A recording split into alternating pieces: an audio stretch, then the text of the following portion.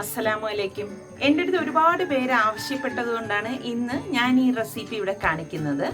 ഇന്ന് ഞാൻ തയ്യാറാക്കാൻ പോകുന്നത് ദോശയ്ക്കുള്ള 2 ചട്നിയും അതുപോലെ തന്നെ പൊട്ടറ്റോ മസാലയാണ്.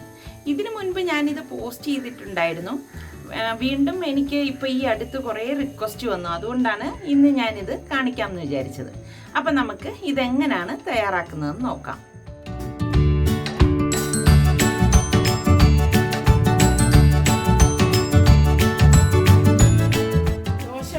ഞാൻ ഇന്നലെ രാത്രി തന്നെ ആട്ടി വെച്ചിട്ടുണ്ടായിരുന്നു. അതേ കണ്ടോ, മാവ് പൊങ്ങി വന്നിട്ടുണ്ട്. ഈ ദോശമാവ് ആട്ടുന്ന വീഡിയോ ഞാൻ ഇതിനു മുൻപ് 3-4 പ്രാവശ്യം അപ്ലോഡ് ചെയ്തിട്ടുണ്ടായിരുന്നു.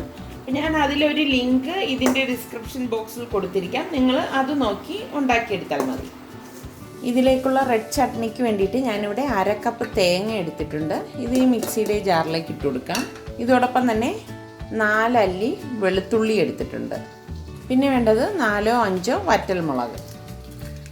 പാകത്തിനുള്ള ഉപ്പിട്ട് കൊടുക്കാം.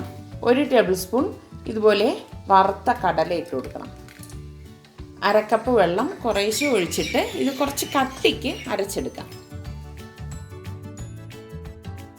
ഇതിവിടെ അരച്ചെടുത്തിട്ടുണ്ട് കണ്ടോ.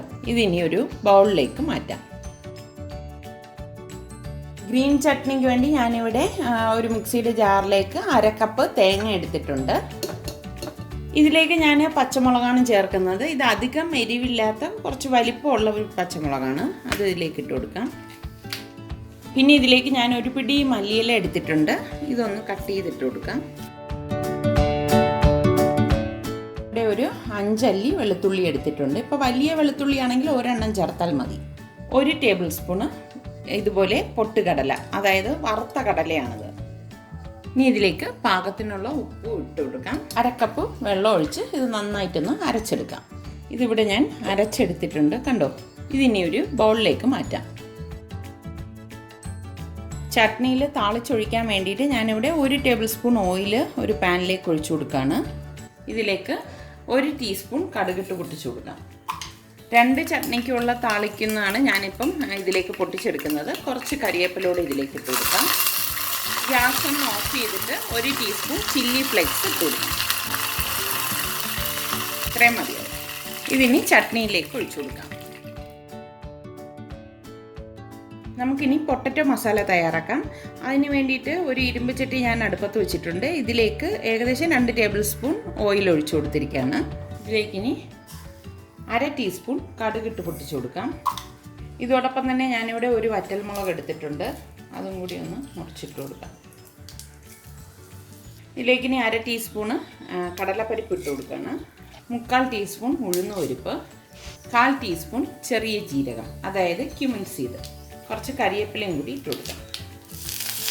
ഇതൊന്ന് ഇളക്കി കൊടുക്കാം. ഞാനിതിലേക്ക് 2 സവാള സ്ലൈസ് ചെയ്ത് അരിഞ്ഞാണ്. അത് ഇതിലേക്ക് ഇട്ടിട്ട് ഇളക്കി കൊടുക്കണം. ഇനി ഇതിലേക്ക് ഞാനിവിടെ ഒരു പച്ചമുളക് എടുത്തിട്ടുണ്ട്. അതും കൂടി കട്ട് ചെയ്തിട്ട് കൊടുക്കാം. ഈ സവാള ഇനി ഒരുപാട് വഴലേണ്ട ആവശ്യമില്ല. പാകത്തിനുള്ള ഉപ്പിട്ട് കൊടുക്കാം. 1/2 ടീസ്പൂൺ മഞ്ഞൾപ്പൊടിയും 1/4 ടീസ്പൂൺ ഗരം മസാല പൊടിയും 1/4 ടീസ്പൂൺ കുരുമുളക് പൊടിയും കൂടി ഇട്ട് കൊടുക്കാം. ഇതൊന്ന് ഇളക്കി കൊടുക്കാം. ഇനി ഇതിലേക്ക് ഞാനിവിടെ 3 പൊട്ടറ്റോ പുഴുങ്ങി എടുത്ത് വെച്ചിട്ടുണ്ട്. ഇതിനി ഇതിലേക്ക് ഇട്ടിട്ട് ഉടച്ചു കൊടുക്കാം. നല്ലതുപോലെ പുഴുങ്ങിയെടുക്കണം. എന്നാൽ മാത്രമേ നമുക്ക് നല്ലതുപോലെ ഇത് ഉടഞ്ഞു കിട്ടത്തുള്ളൂ.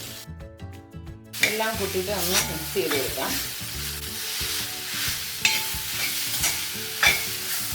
ഇടയ്ക്ക് ഇങ്ങനെ ഈ പൊട്ടറ്റോ ചെറിയ കഷ്ണങ്ങളായിട്ട് കിടക്കുന്നതുകൊണ്ട് പ്രശ്നമൊന്നുമില്ല. ഇനി ഇതിലേക്ക് ഞാൻ 1/2 കപ്പ് വെള്ളം ഒഴിച്ചു കൊടുക്കാം. ഈ ഒഴിച്ച വെള്ളം ഇതുപോലൊന്ന് വറ്റി ഇതുപോലൊന്ന് കുറുകണം.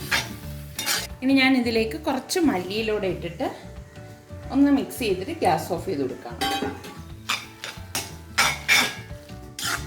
ഇത്രയും മതിയാവും. ഞാൻ എൻ്റെ ഗ്യാസ് ഓഫ് ചെയ്തിട്ടുണ്ട്. ഇനി നമുക്ക് ദോശ തയ്യാറാക്കിയെടുക്കാം.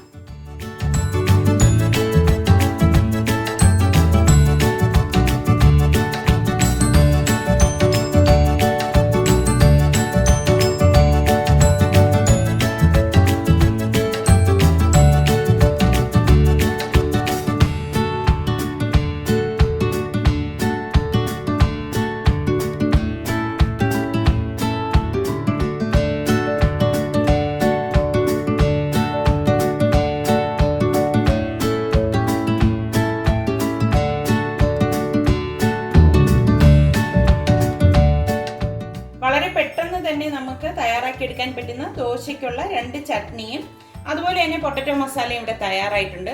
അപ്പോൾ എൻ്റെ അടുത്ത് കുറച്ച് പേര് ആവശ്യപ്പെട്ടത് കൊണ്ടാണ് ഞാൻ വീണ്ടും ഈ റെസിപ്പി ഇപ്പോൾ ഇട്ടത്. ഇതിനു മുൻപ് ഞാൻ ദോശയുടെ റെസിപ്പി ഇട്ടതിലൊക്കെ ഞാൻ ഇതുപോലെയുള്ള വെറൈറ്റി ചട്നിയൊക്കെ കാണിച്ചിട്ടുണ്ടായിരുന്നു. അപ്പോൾ അത് നിങ്ങൾ കണ്ടിട്ടില്ല എന്ന് തോന്നുന്നു. അപ്പോൾ എന്തായാലും നിങ്ങൾ ഇതൊന്ന് ട്രൈ ചെയ്ത് നോക്കി. നിങ്ങൾക്ക് ഇത് ഇഷ്ടമാണെങ്കിൽ ഇതിൻ്റെ ലിങ്ക് ഷെയർ ചെയ്യുവാനും ലൈക്ക് ചെയ്യുവാനും കമൻറ്റ് ചെയ്യാനും മറക്കണ്ട. അതുപോലെ തന്നെ സലു കിച്ചൻ സബ്സ്ക്രൈബ് ചെയ്തിട്ടില്ലാത്തവരുണ്ടെങ്കിൽ ഈസി റെസിപ്പികൾക്കായി സലു കിച്ചൻ സബ്സ്ക്രൈബ് ചെയ്യാൻ മറക്കരുതേ.